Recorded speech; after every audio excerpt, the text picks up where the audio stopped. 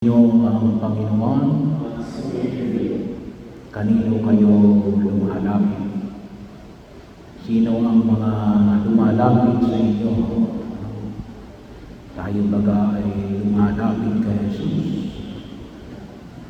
Napakasaan ng pananalitang pinahayag ni Jesus. Sabi na natin, nag-iimbita. At ang iniimbitahan niya, hindi lang yung kanyang kaibigan, hindi lang yung mga itinuturing na may mga posisyon, mga pinararangalan, sino yung kanyang iniimbitahan. Lumapit kayo sa akin, kayong mga napapagal at nabibigatan. Tayo inaaniyahan ng Diyos na lumapit sa Kanya. Bahagi yun na kung saan yung makita natin, sapagkat sabi nga natin, ito yung paanyaya na maintindihan natin. Ang buhay ng tao, lalo na kapag ang pinag-usapan natin ay mga nagpapapagal sa atin, mga nagpapahirap sa atin. Ano ba yung mga bagay na nagpapahirap sa atin? Bahagi yun, ay tao, ay nangyayong machine, ay kinakalawang, kinakailang lagyan ng oil, tayo, lalo tayo mga tao, napapagod tayo. Pero lang natin, naman natin sila, kaya tayo ay napapagod, ay unang kasalanan.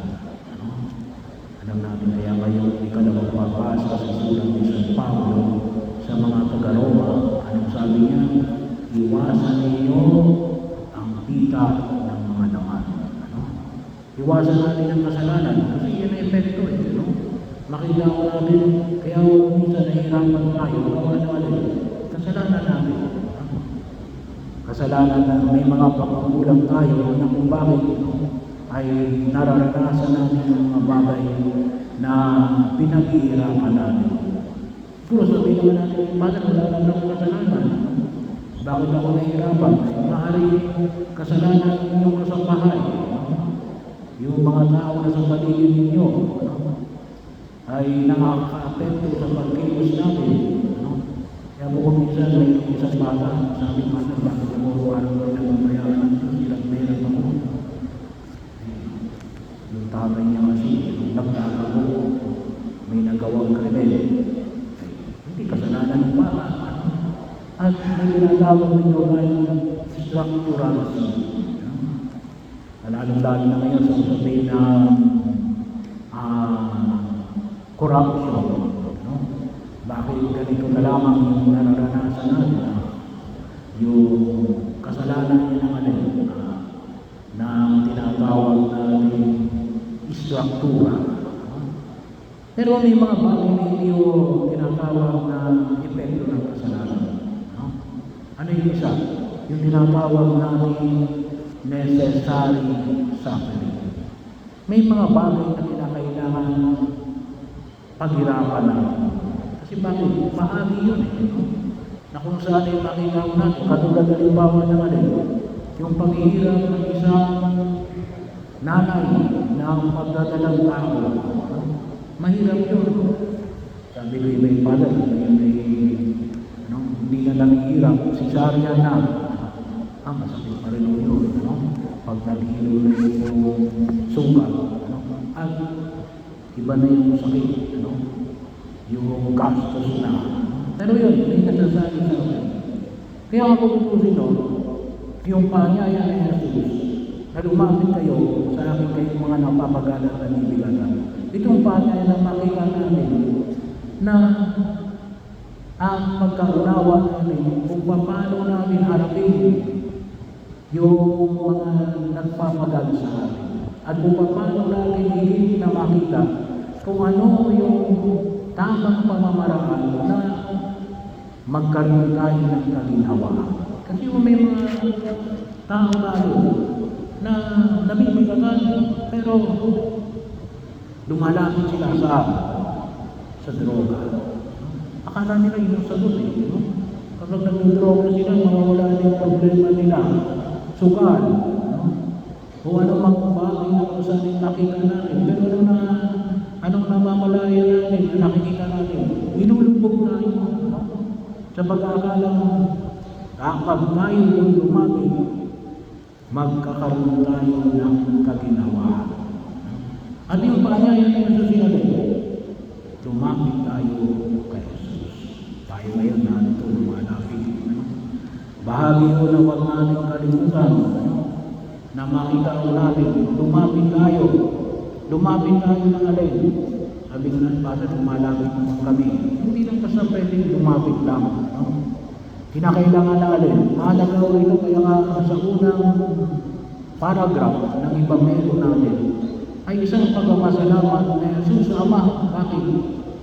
Itinago mo ang mga karunungan ito sa mga may kapangyarihan, marunong, at ibinigay mo sa mga aba. Yung karunungan ng mga aba. Anong pinapanyay ng mga may kapal? Ano yung isang susi para makamit natin yung karunungan sa paglapit natin kay Jesus? Kababaan ng kalooban. Makita natin yung kababaan ng kalooban. Napakahalaga yung kababaan ng kalooban. Maging mapagkumbabao tayo sa harapan ng publikan. Kasi doon natin may maunawaan. Kaya nga, kung tinigyan mo natin, kasi yung mundo ginagalawa natin ay yung tawagin natin ni Alay, na katulad ng ipinamahayag na sa Salong Salit, na yung bahagi na kung saan ni Alay, yung naalala ng mga Hudyo, ano yun, at kayo ngayon sa tao, ang kinikilala natin ay yung success, yung karangalan, yung kaayusan. Hindi yung pamanaw na alin, nasabi na ni Jesus ni alin, learn from me, no? For I am meek and humble. No? Bahagi yung nilulunuan tayo ng may kapal. Na makita natin na hindi sa pamamagitan ng mga pamantayan ng daigdig na ito, ngunit sa ngayon sa pamantayan ng pagkilos natin sa mundong ginagalawan. No? Kasi ang mundong ito ay ano yung pamantayan ng mundong ito? Ay the captain of my soul. No? Kakayanin ko yan. No? Well, hindi naman sinabi ni Jesus hindi mo kakayanin. Pero anong sabi ni Jesus? Isama mo ako. No? Yung ancient agriculture. Kasi pag sinabi natin pamato, alam naman natin pamato, nilalagay yun sa mga kalabaw o baka. Ano? Pero sa ancient agriculture, ang pamato ay alin? Nilalagay yung dalawang kalabaw. Ano? Na alam mo, ibig sabihin, hindi ka nag-iisa. Hindi ka nag-iisa. Kasama mo ang Diyos. Huwag natin kalimutan ng Diyos. Kaya nga rin nyo sa unang pagbasa, narinig natin sa unang pagbasa, anong sabi ni Zacarias? Magalak ka, Zion. Para sa lumang tipan, yung salitang Zion, ayun ay isang bahagi, hindi lang o lugar, kasi kundusin ito yung lugar na sinakop ni Haring David. At ginawa niya, tinatawag natin City of David. No? Pero yung Zion ay alin, pagkilala na alin, kasama natin ang Diyos. No? Bahagi, kami yung may istola. May istola po ngayon nila sa loob. No? Pero kung nakita natin may istola dito. Ito ngayon may center store. Yan din yung ngayon, simbolo na ito yung nakalin, pamato. Pamato na alin, pamato ni Kristo. No? Pamato ni Kristo. Ilapit natin yung ating mga hirap, mga sakit, ano? Saan? Kay Jesus. Sa sakramento ng kumpisal, no? Sa sakramento ng banal na Eucharistia, sa banal na misa. No? Kaya kung tayo mayroong offertory, no? Kaya bahagi mo kapag inialay yung mga handog, hindi lamang yung tinapay at yung alak, no? Ialay ninyo yung malin. Panginoon, hindi lang success ninyo, no?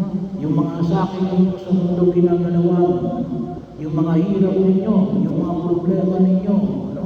Ialay ninyo, kung tayo nagliliwan ng misa, no? Ialay natin sa Diyos, no? Bahagi yun, hindi lang yung inyong pera na inuulog ninyo sa gusto, no? Ang ialay ninyo, ialay ninyo yan sa buong may kapal, no? At makikita ko natin, no? Kapag inialay natin yan sa Diyos, no? At nang may kababaan ng kalooban, ay sinisigurado ko sa inyo, no? Sa mga pagdiriwang natin ng mga sakramento, uuwi kayo, no? Uuwi kayo ng may kagalaman na ipinahayag ni Propeta Zacarias, no? At bahagi yun ng kung saan ay magkakaroon ng kagalaman na ipinahayag ni Jesus, no? Magkakaroon kayo ng kaginhawa.